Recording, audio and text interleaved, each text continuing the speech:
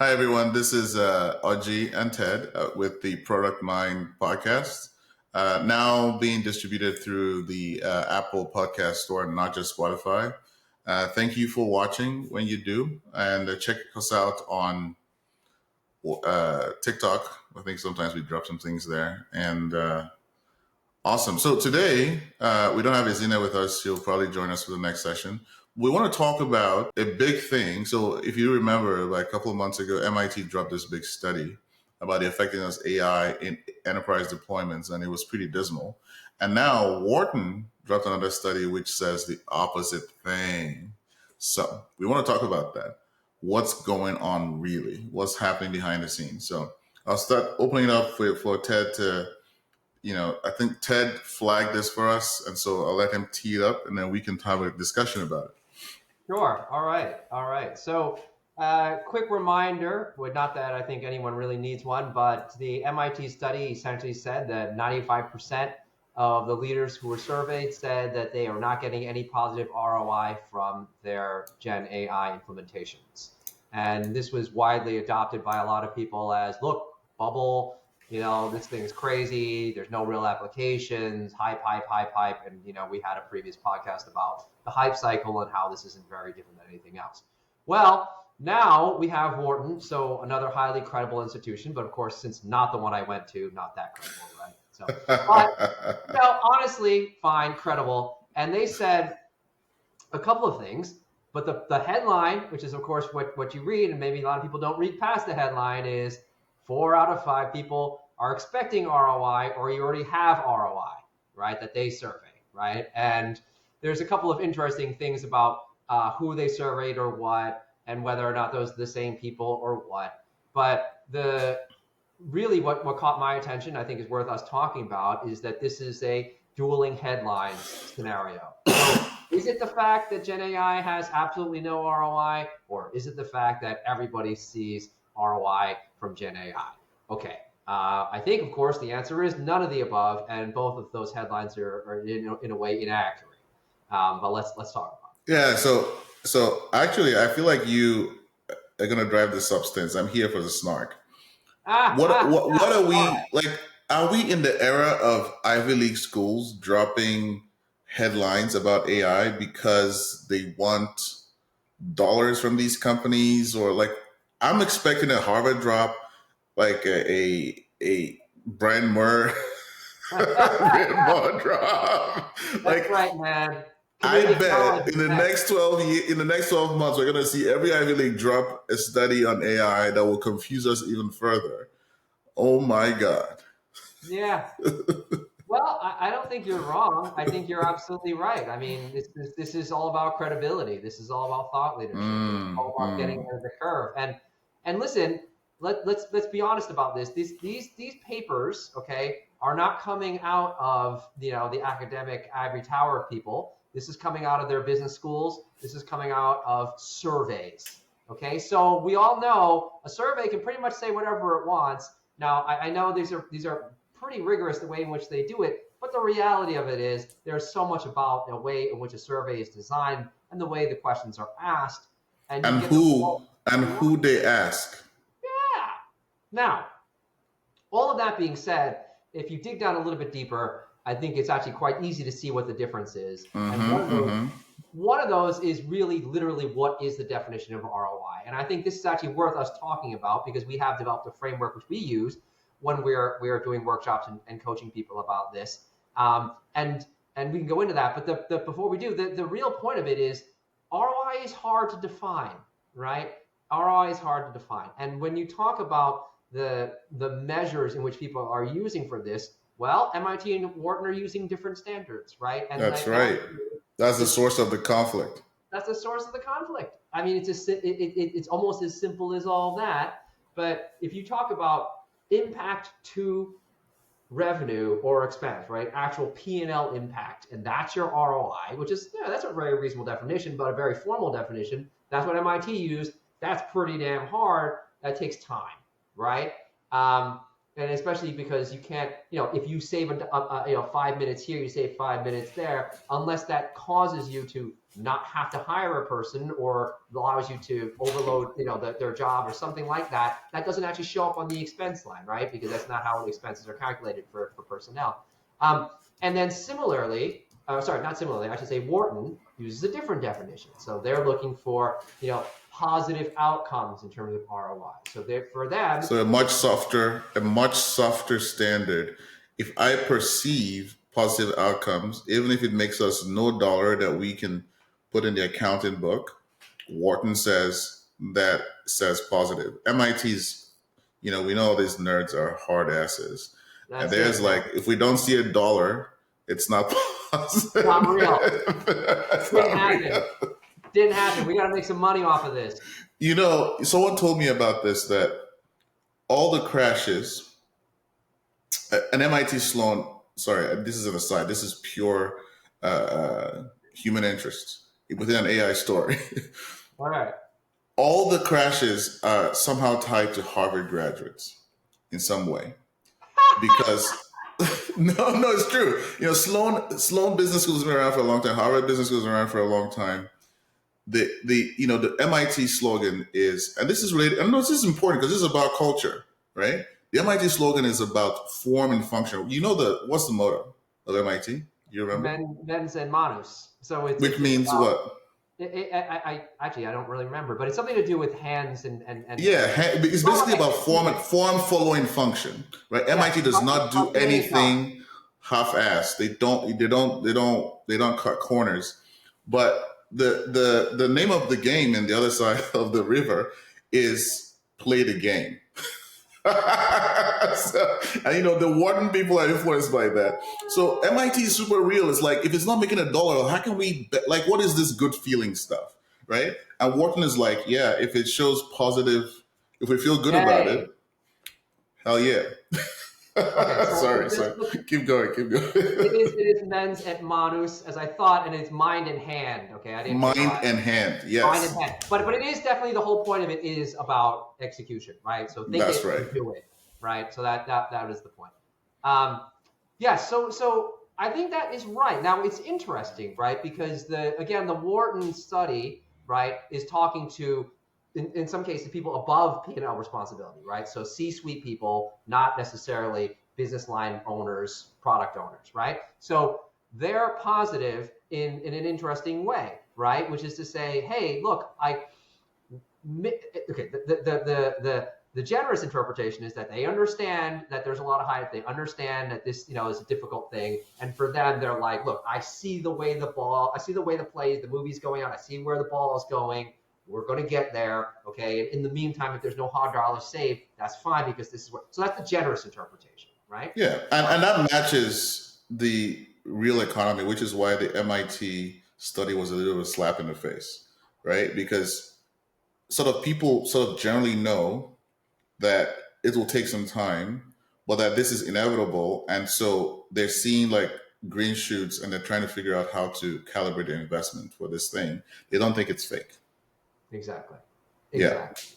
And the NIT thing, again, is really about hard P&L. And honestly, it's early innings to get hard P&L. Super early. Yeah. Benefits, right? And again, we've spoken about, and we've talked about how our core thesis is the great replacement, and how enterprise software is all going to be rewritten, right? And when I speak to people, out, at conferences, or just out and about in meetings or what have you about this, people really vibe with this, because they understand that a lot of enterprise software is shit, right? And even if you don't call it AI or Gen AI or call it anything like that, there is a natural replacement cycle that happens anyway. But when you have a paradigm shift, then it becomes imperative. Technology level goes really high, and then you have to chase it, and everything has to be rewritten. Every workflow has to be changed. There will be a new Facebook, there'll be a new Slack, there'll be a new Salesforce, or those things have to evolve very quickly because this new technology level demands it. Exactly. No different than mobile and internet before. Yes, right? or internet, exactly. And that's the deal. So we going back to these papers and going back to these analyses, right? Again, nothing there should surprise anybody. Again, if you look at the fact that the definition being used is different about what the value is. Now, where there is, like, at least I thought, digging a little deeper into these papers, maybe some a little bit more interesting, or somewhat maybe a little bit more interesting, is about where people think that there's going to be value add, right? So there's a lot of talk in the various papers about back office, right? This is, your IT functions, your finance functions, your operations, your accounting, your legal, or whatever, right? And it's basically saying, hey, look, these are the places where you're going to see, faster, ROI implementation, which is fascinating, right? Because this is, we would call all of that AI at the edges, or even the edge of the edge, right? Because it's not even why you go to a business, right? Like when I go and I sign up for Salesforce, I could care less, about how their legal department runs, right? Unless it's like the opposite, and I care because I'm afraid of them, right? I don't care how they execute their HR, right? That is not my relevance, right? And then here these papers are saying, by the way, you want fast ROI? Go change out your back office, right? And that, again, that maybe we need another terminology, because like there's core to your product and your application, your company. There's the edges of your core application, and then there's the other stuff, which is exactly the same as everybody else does it, but it's still important to your company. And that's what they're saying, put AI in first. That seems like a cop out to me, man. Yeah, I would. So, but aren't MIT and Wharton aligned on this one? They are. Yeah, So but I think it makes in look, in the end, the economy is going to be affected by absorption rate. I think this is the thrust of the article we wrote about China. China is chasing AGI, no doubt, but they're also chasing absorption rate. They want to absorb AI at the dregs of their economy faster than anyone else. And they're setting up to make sure that that's the case. Now, if you think about the volume of technology and where it is in the real economy, it's in the back office, right?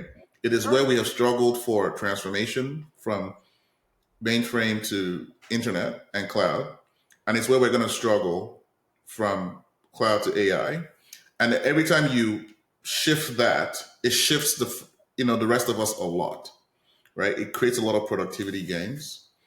Um, and some of it is so simple, like some backends run on Excel, for example. So you can imagine if you threw Claude at that can make Excel at this, you can easily get 10x gains on that kind of thing. So I don't feel like it's surprising. Actually, it matches what people are really pissed that we keep talking about AI focusing on like knowledge work that requires huge amounts of judgment.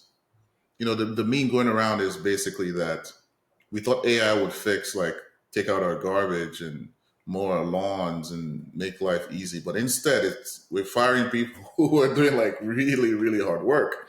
And we'll talk about this on the back end. But it makes sense. It makes sense. Like, it's the drudgery of powering businesses. If it's easy to change, some of it's not easy to change, you can change that, you make a lot of difference. And I think this is why I like these two studies, that they point to the same thing.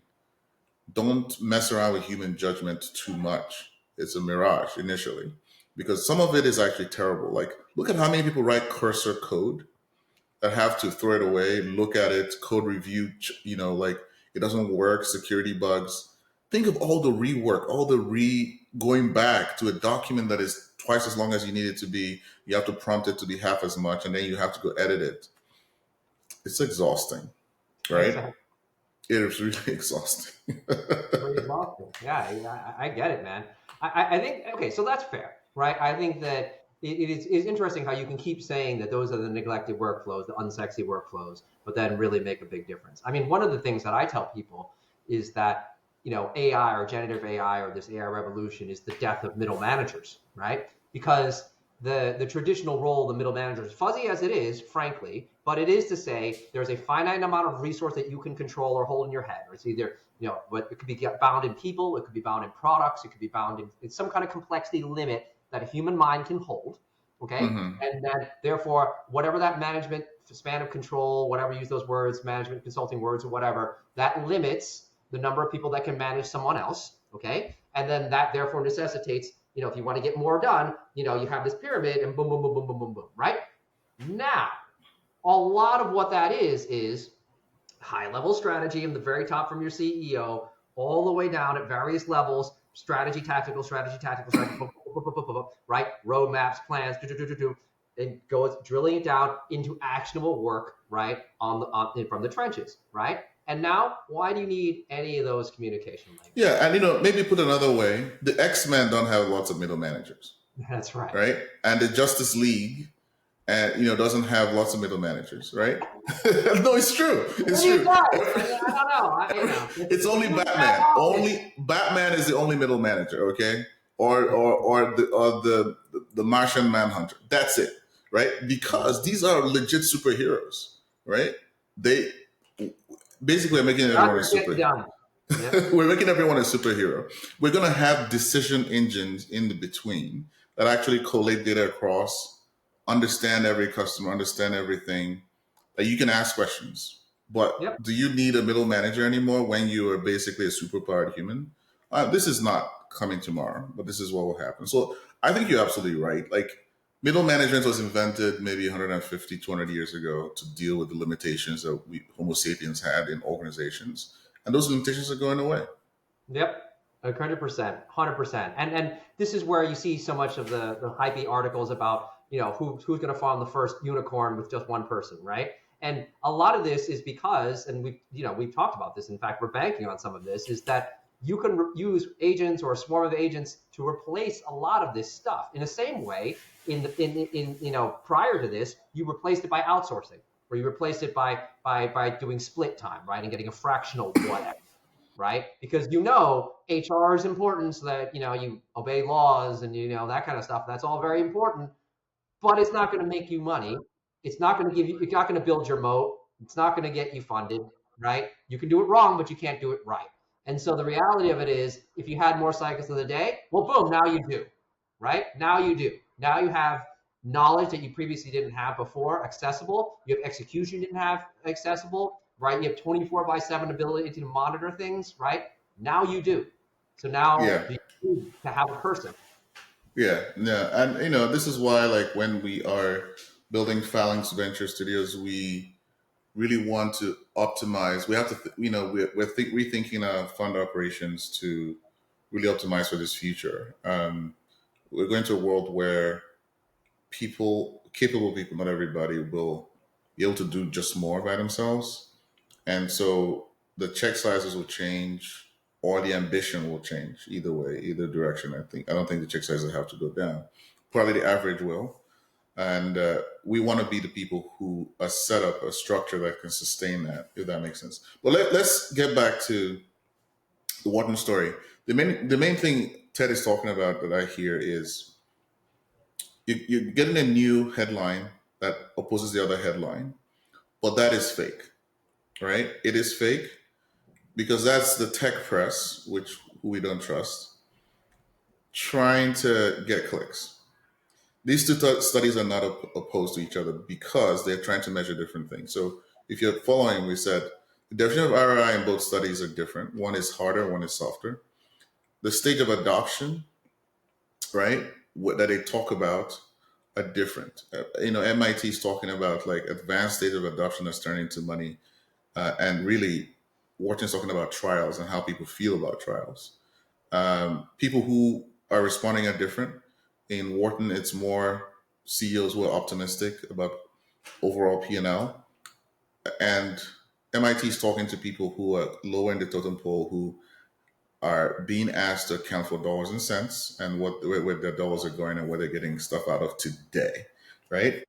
And then the last one is, where is this going that making a difference? And they're talking about essentially back office, like taking common things that happen frequently in an enterprise and automating it. And some of these things are hard to do, some of these are easy to do, but if you can do them, if something happens 10,000 times in an enterprise to power like 500 people, if you change it, it makes a big difference. And that's why people are seeing dramatic stuff. And to be clear, this is super early shoots, right? This is not anywhere close to any significant function of the economy. People are trying, which makes a lot of sense. Yep. And I just want to a little bit deeper in the Wharton because anyone can pull this up. We'll have links for you guys. You can pull this up yourself. You can look at it on the Wharton website. It's in the form of a presentation, so easily for you to digest. Anyway, there's something in there that talks about how the uses of Gen AI in the enterprise, and again, partly this fuels the optimism because most of these use cases that are getting value, again, this perceived value from the leadership, is about productivity. So this is, again, you can argue about whether giving all your employees access to Claude Pro is considered Gen AI implementation or not. But the fact is, if they are all more capable of doing things, then yeah, it's kind of an implementation, right? Yeah, it is. It's like email, like it's Yeah, that same cool. thing. Yeah. Yeah, but again, even something as simple as summarizing meetings, right? Because God knows people in these big companies have tons and tons of freaking meetings. So even something like that, if it keeps someone from having to attend a meeting or lets someone catch up without having to interrupt a meeting, okay, that's ROI that people can feel, right? So Yeah. to me, it's kind of Right. So Wharton is measuring the sort of the easier stuff, like these broad deployments, and MIT was measuring something else, which is more complicated yeah.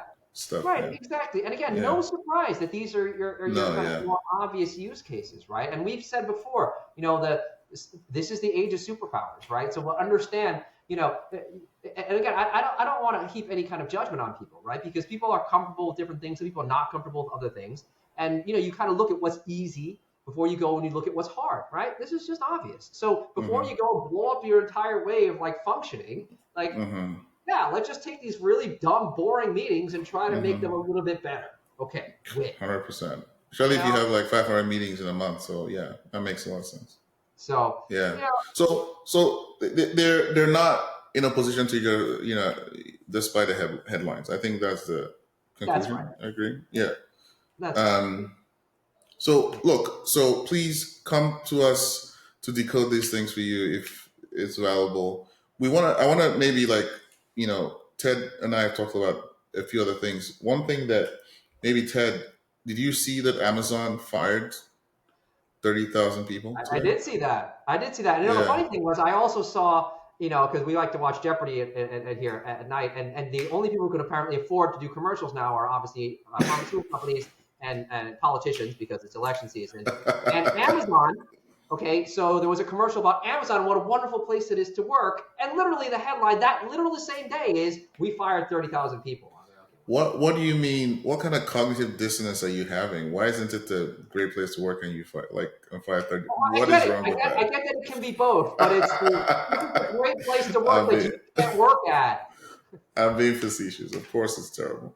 But here's a piece of intel that I heard. I can't verify this, so please, I haven't independently verified this. So grain of salt. I'm very big on sourcing, and I'll tell you when it's not sourced. So I heard behind the scenes from an Amazon employee that what's going on is, the retail side of Amazon is very thin margins, always has been run that way by the retail CFO. Amazon is where they're fat, AWS is where they're fat on margins, and Wall Street understands that. That's a story Mm-hmm. they've told for a while. Mm-hmm. But currently, AWS is bound on supply of GPUs, Mm-hmm. meaning they can calculate the actual dollar amount of revenue they are not getting in the door because they can't get enough NVIDIA GPUs. Awesome. That's awesome. Right? Now, here's what that sets up financially. They have to find margins. If they dip, I think they had 18% margins year on year, which Wall Street shat on. If they go down to 10%, everyone's going to freak out. Mm-hmm. Stock in free fall. So they have to borrow from somewhere else in the business in order to invest. Because if they invest real cash that's not in their P&L budget for the year, their margins will go down. So they borrow from already budgeted labor to put into GPUs, and thence they cut people. Interesting. Interesting. So, and the reason we talk about this, by the way, is because we keep touching on the real societal. We're very interested in technology and society, and we're very interested in the ethics of technology and society. We believe that technologists, because we are the new nuclear engineers, should be thinking about the unintended consequences of our decisions. And so I'll make it come together in a second. Amazon has a shortfall, a budget planning problem. It hits people. And because of sophistry, it's easier to go to the market and say AI is automating. We know that AI is not automating 30,000 jobs. It's bullshit. Like even Amazon with its vaunted technology is not capable of that. No one is. Salesforce is not either. Right. Okay? No. So, but it's easy to tell that story because that story sells. Sure. But Well, what's sure. really happening in the background is that they are freaking out the American public on AI, the very thing that they want to sell back to the American public. Like, make it make sense. We should have CEOs hiding, firing people about AI. They should not, that's negative PR on the product you Right. want to sell. Right. You How does agree. it make any sense? Like, guys, come on. Guys, come on. Yeah. Um, Yeah. That's it's interesting. That I mean, you know, I think that in this particular case, there's some method to this madness, right? Which is mhm. what is the scarce resource, right? What is the scarce resource? And if the scarce resource is GPUs, well, then where's the best use of those? And I think that's a conversation that a lot of companies are having, frankly, right? No, it is. It is. It is. Everyone is hurting. Microsoft doesn't have enough. Amazon is basically the worst off, right? Because Microsoft has cleverly been getting supply and the connection with OpenAI for a while, right? And Mhm. this is their resurgence, and we're not messing with it. Google has its own tensor units. It makes its own TPUs. So they have an alternative. Amazon is a public cloud that's sort of agnostic, and they've been harder hit than most of other things. But everyone is hurting. Microsoft has been firing people too. Let's not kid ourselves. Anyway, there is a complex interaction between corporate finance and people and the AI economy that is worth deeper reporting and more sourcing than what I've said. I don't really want to say more because it feels like. But by the way, if we're talking about, I don't want to say conspiracy theories, we're talking about theories. What's up with Facebook firing 600 AI engineers after That spending one billions on them? that one is mystifying, right? Because it was mere months that there was a lot of bragging going on about how much Yeah. Zuckerberg Super was doing. intelligence, personal super intelligence. We got the AI team. Yay, America. Yeah, you What's know up what? with that? You know what? This one I think is actually not even a conspiracy theory. I think this one is a little bit more obvious to us. I think, which is that look, they've got the open source model out there. They've been Mhm. building that open source model, and I think they're tired of doing that because it's allowing people to lap them, right? Yes. And I think no one wants to. Listen. I want to be clear here for a second, right? When we say open source, we mean open source the way Google figured out how to do it with Android, which is not altruistic. Okay, let's just put that there in case you're confusing the words open source with altruism. This is not altruism. Let's call This it is open, not open source. it's Open. open. Yeah, well, it's basically Open, get asterisk, and a wink. yeah with the asterisk exactly open asterisk like open now, Don't forget the right? wink. Don't forget the wink. Build all your stuff on our stuff because it's free. So, Okay. so what Ted is talking about is Llama, right? Llama is the gift. Here's how we think this playing out, just from our knowledge of technology history, is Facebook can't monetize except through ads. They don't have any subscriptions. They've shut down Workplace, whatever. It's all ads. Yep. So they have no ability to charge. Microsoft can charge you for Office. So if they embed AI in Office, they just raise the price by $1 and boom, $1 billion comes in. Google has at least Google Cloud, which people pay for, and they have an ad business. So they can, which was Google Cloud is in charge of AI. They can charge you more for that. Your Gmail can become smarter, for your G Suite, whatever. So they have a direct monetization engine. So everyone has one of these except Facebook. So Facebook is like, okay, look, the way to assault people who can actually get subscriptions is you open source it. If you open source it, you staunch their revenue flood, right? Because as many people as use open source are not paying your competitors who have a monetization engine that are not ads. So if you're following me so far, this is the logic. This is logic for Android. This is a logic for what do you call it? LAMP. MySQL. This is a logic for All of it. any open source assault on a big company's monetization thing, right? We can do a big strategy history thing on technology. Now, the thing that's happened in the last 2 years is that people have taken Llama, which is open source, and started to build on top of it. Because you can deconstruct Llama, you can add to the training, you can fine tune it in different ways. And so our Chinese brethren, who are citizens of the world like all of us, have been building DeepSeek and GLM on top of this stuff. And they've been materially assaulting the US enterprise on AI, which is predicated on very expensive foundation models. Exactly. So I guess the question is, why would Facebook keep funding? Why would they keep funding the substrate that they're building on? And look, we think that this is a conflict that is clear to him, clear to Facebook, and maybe clear to a lot of other people. So I think the over-under on Llama 5 ever seen the light of day is not good. It's not good. I think Facebook, we're betting that Facebook pulls in its stuff in-house and stops making it free because they don't want to. They're trying to staunch competition in the US, but they created more competition from the Far East. And I think that they have to rethink their approach. I think that's what's going on. That sounds reasonable to me, right? I think it's look, something's going on, right? Something's going on. It's not like they're giving up on AI. That's not happening. No, hell no. Right? That's not happening. No. What about it is? We think we know from the public things that the Llama team got hit. We do know that, right? Yeah. So the question is, how are they changing strategy, which direction they're going, and we're sort of like making bets on the motivations, basically. Right.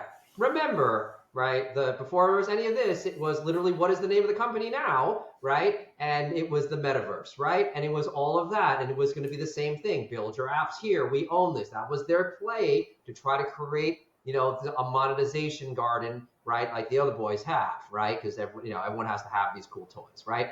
Well, we all know how well that's working so far. Maybe, who knows? Maybe it will be. Maybe it won't. I don't know. But now AI, right? The company will be named Llama Meta. There you go. Meta Llama. Who knows? Meta Llama. Okay. There you go. It's kind of funny, right? But hey, there's truth in this. There's truth in this, right? They could have just called the company WhatsApp also, but anyway, forget about that. Anyway. Okay. Do you have anything else to add while we wrap this up, Ted? No. I think we're good for today. Touching on a couple interesting points for everybody. All right, guys. Listen, follow us and keep listening to get some deep insights and directions of this AI journey that everyone is on. And, live long and prosper. And we'll see you next time. Take care. Cheers.